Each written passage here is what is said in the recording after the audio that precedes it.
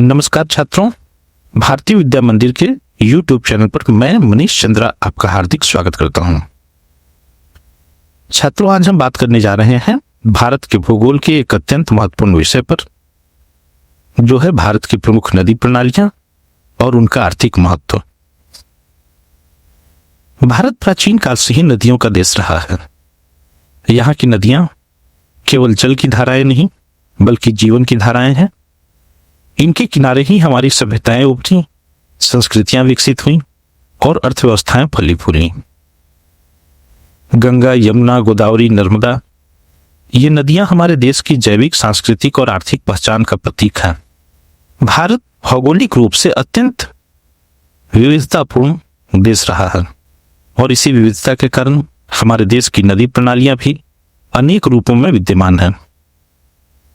मुख्य रूप से भारत की नदियां दो श्रेणियों में बांटी जाती हैं, हिमालयी नदी प्रणाली और प्रायद्वीपीय नदी प्रणाली। इसके अतिरिक्त कुछ तटीय और द्वीपीय नदियां भी हैं जो अपने खास क्षेत्रों में जीवन का सहारा बनी हुई हैं। हिमालयी नदियां सदाबहार हैं, सदा नीरा हैं, यानी उनमें वर्ष भर जल प्रवाहित होता रहता है।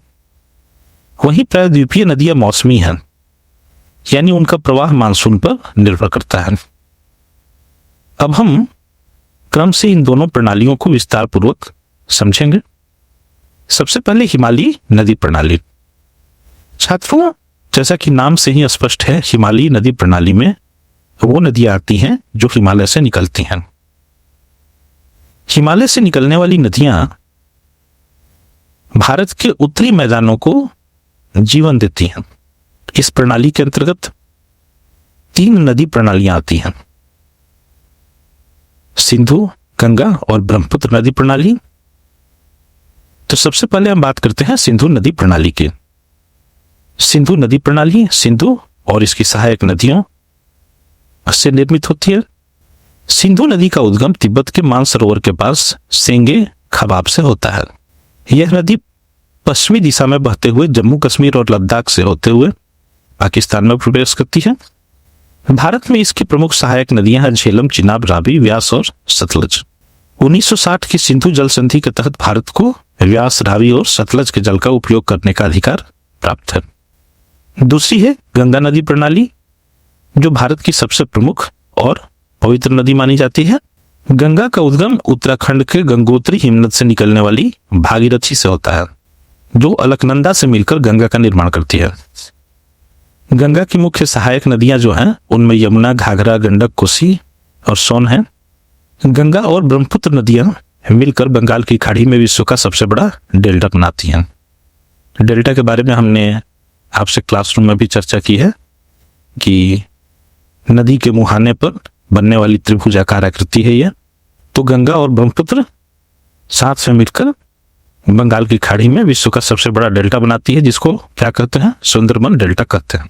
इसके किनारे बसने वाले उपजाऊ मैदान हमारे कृषि उत्पादन का केंद्र है। विशेष रूप से धान, गेहूं, गन्ना और जूट जैसी फसलें यहाँ बड़े पैमाने पर उगाई जाती हैं। गंगा न सिर्फ आर्थिक दृष्टि से बल्कि सांस्कृतिक दृष्टि से भी महत्वपूर्ण नदी है और करोड़ों भारतीयों की आस्था और श्रद्धा का प्रतीक मानी जाती है। हिमालयी नदी प्रणाली की जो तीसरी नदी प्रणाली है उनमें है ब्रह्मपुत्र नदी प्रणाली। ब्रह्मपुत्र नदी का उद्गम तिब्बत के अंगसी हिमनद से होता है, जहां इसे सांगफू कहा जाता है। यह अरुणाचल प्रदेश में प्रवेश करते ही दिहांग कहलाती है और आगे चलकर लोहित, सुबनसिरी, मानस तथा तीस्ता जैसी सहायक नदियों से मिलती है। असम का मैदान इसी नदी की उपजाऊ मिट्टी से निर्मित है, जिससे यहां धान की खेती अच्छी खासी हो जाती है। अभी हमने हिमालयी नदी प्रणाली की बात की, अब हम प्रायद्वीपीय नदी प्रणाली को समझने का प्रयास करते हैं। देखिए, प्रायद्वीपीय नदी प्रणाली की जो नदियां हैं वो भारत के दक्षिण भाग में प्राचीन चट्टानी भूमि पर बहती हैं। ये नदियां वर्षा से पोषित होती हैं, इसलिए इन्हें अनियत जल वाली नदियां भी कहा जाता है। प्रायद्वीपीय नदी प्रणाली को 2 भागों में बांटा गया है, पूर्व की ओर बहने वाली नदियां और पश्चिम की ओर बहने वाली नदियां। पूर्व की ओर बहने वाली नदियां जैसे गोदावरी, कृष्णा, कावेरी और महानदी बंगाल की खाड़ी में गिरती हैं। गोदावरी, जिसका उद्गम महाराष्ट्र के नासिक के त्र्यंबकेश्वर से होता है, दक्षिण गंगा कही जाती है। इसकी सहायक नदियां पैनगंगा, प्राणहिता, इंद्रावती और साबरी हैं। कृष्णा नदी का उद्गम महाबलेश्वर पश्चिमी घाट से होता है और इसकी सहायक नदियां भीमा और तुंगभद्रा हैं। कृष्णा और कावेरी दोनों ही दक्षिण भारत के लिए जल विद्युत और कृषि की महत्वपूर्ण नदियां हैं। कावेरी ब्रह्मगिरी पहाड़ियों से निकलती है और कर्नाटक तथा तमिलनाडु के जीवन में महत्वपूर्ण भूमिका निभाती है। महानदी जो छत्तीसगढ़ के सिहावा पर्वत से निकलती है, इस पर बना शीराकुंड बांध एशिया के सबसे बड़े बांधों में से एक माना जाता है। पश्चिम की ओर बहने वाली नदियां अपेक्षाकृत छोटी हैं। इनमें नर्मदा, तापी, माही और साबरमती प्रमुख हैं। नर्मदा और तापी दोनों ही रिफ्ट घाटियों में बहती हैं, जो भारतीय भूगोल की एक अनोखी विशेषता है। इन नदियों पर सरदार सरोवर, ओंकारेश्वर तथा उकाई जैसे बांध बने हैं, जो बिजली और सिंचाई दोनों के प्रमुख स्रोत हैं। तो ये हमने बात की प्रायद्वीपीय नदी प्रणाली की नदियों की। अब हम तटीय और द्वीपीय नदियों को भी सरसरी तौर पर देख लेते हैं। भारत के तटीय क्षेत्रों में अनेक छोटी छोटी नदियां हैं, जो अपने क्षेत्र की आर्थिक गतिविधियों से सीधे जुड़ी हुई हैं। पश्चिमी तट पर बहने वाली मंडोवी, जुआरी, भार्गवी और पेरियार जैसी नदियां क्षेत्रीय सिंचाई और मत्स्य पालन में योगदान देती हैं।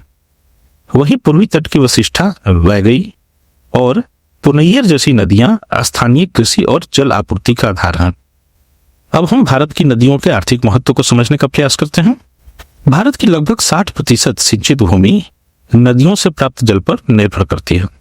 अर्थात भारत जो कि एक कृषि प्रधान देश है, इस कृषि प्रधान देश की 60% भूमि नदियों के जल से सिंचित है। गंगा, गोदावरी, नर्मदा और कृष्णा नदियां करोड़ों किसानों की जीवन धारा है। भाखड़ा, नंगल, हीराकुंड, नागार्जुन सागर और सरदार सरोवर जैसे बांध न केवल सिंचाई प्रदान करते हैं, बल्कि जल विद्युत उत्पादन में भी महत्वपूर्ण भूमिका निभाते हैं। गंगा और ब्रह्मपुत्र जैसी बड़ी नदियां अंतर्देशीय जल परिवहन का साधन है, जिससे व्यापार सुगम और सस्ता होता है। मत्स्य पालन, जल पर्यटन और पवित्र स्थलों के कारण नदियां आर्थिक रूप से भी जीवन का केंद्र बनी हुई हैं। हरिद्वार, वाराणसी, प्रयागराज जैसे शहर धार्मिक पर्यटन के प्रमुख केंद्र हैं, जो करोड़ों लोगों की आजीविका का साधन बनते हैं। इसके अतिरिक्त औद्योगिक दृष्टि से भी नदियां अत्यंत उपयोगी हैं। कई इस्पात, पेपर, रासायनिक और वस्त्र उद्योग नदी जल का उपयोग करते हैं। साथ ही इनसे जुड़ी सांस्कृतिक पृष्ठभूमि भारत की सामाजिक चेतना को भी प्रेरणा देती है। हालांकि आज भारत की नदियां बढ़ते प्रदूषण की गंभीर चुनौती से जूझ रही हैं। औद्योगिक अपशिष्ट, शहरी मलजल और रासायनिक अपवाह ने जल की गुणवत्ता को प्रभावित किया है, जो कि हमारे लिए एक चिंता का विषय है। और शायद इसीलिए सरकार ने नदियों को प्रदूषण मुक्त बनाने के लिए नमामि गंगे और राष्ट्रीय नदी संरक्षण योजना जैसी योजनाएं शुरू की हैं, जिनका उद्देश्य नदियों को स्वच्छ, प्रवाहित और संरक्षित बनाए रखना है। कुल मिलाकर भारत की नदियां केवल भौगोलिक इकाइयां नहीं हैं, बल्कि ये हमारे इतिहास, संस्कृति और आर्थिक विकास की आत्मा है। जैसे जैसे नदियां बहती हैं, वैसे वैसे जीवन की गति बनी रहती है। यदि हम नदियों को स्वच्छ और जीवंत रखेंगे, तो हमारे भविष्य की नींव भी उतनी ही मजबूत होगी। नदियां बहती रहें तो जीवन बहता रहेगा। इसी संदेश के साथ मैं आज का यह व्याख्यान यही समाप्त करता हूं। अगर आपको आज का यह वीडियो अच्छा लगा हो तो वीडियो को लाइक करें, शेयर करें और चैनल को ज़्यादा से ज़्यादा सब्सक्राइब करें। धन्यवाद।